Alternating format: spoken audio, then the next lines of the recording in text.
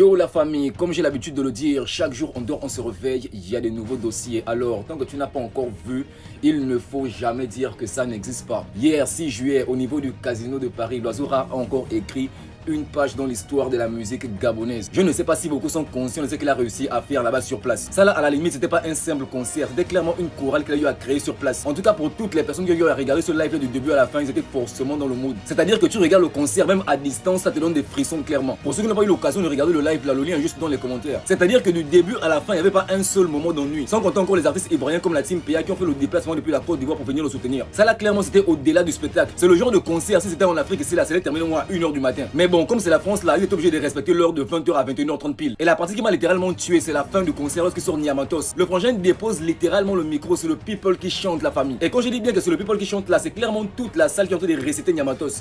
Et gardez bien à l'esprit que ce n'est pas au Gabon, mais en France qu'il arrive à faire ça. La famille, le tour là, il n'y a même plus de débat. Comme j'ai eu à dire dans mon post hier là, l'État gabonais doit littéralement remettre à titre honorifique à l'Oiseau Rare le titre d'ambassadeur culturel du Gabon à l'étranger. Ça, il n'y a rien à dire. Même si on repart dans les années antérieures, les artistes gabonais qui ont réussi à remplir une grande salle à Paris, on les compte sur les bouts des doigts. Et c'est que lui, il a eu à faire là. Si ce n'est pas transporter la culture gabonaise à l'étranger, c'est encore quoi? En tout cas, bref, ça a médité, mais sur le post là, beaucoup étaient d'accord avec moi. Comme j'ai l'habitude de dire là, tant que tu n'as pas encore vu, il ne faut jamais dire que ça n'existe pas. On va se réveiller un matin là comme ça que Bizim Bazam on lui a remis ça. La famille, on like, on partage et surtout on s'abonne si ce n'est pas encore fait pour ne pas manquer les prochaines informations. Et surtout, n'oubliez pas, tant que tu ne valorises pas les artistes de chez toi, personne ne le fera à ta place. Big up à tous les Mouna d'Israël. C'était votre Bishop national pour vous servir. Allez, la bise.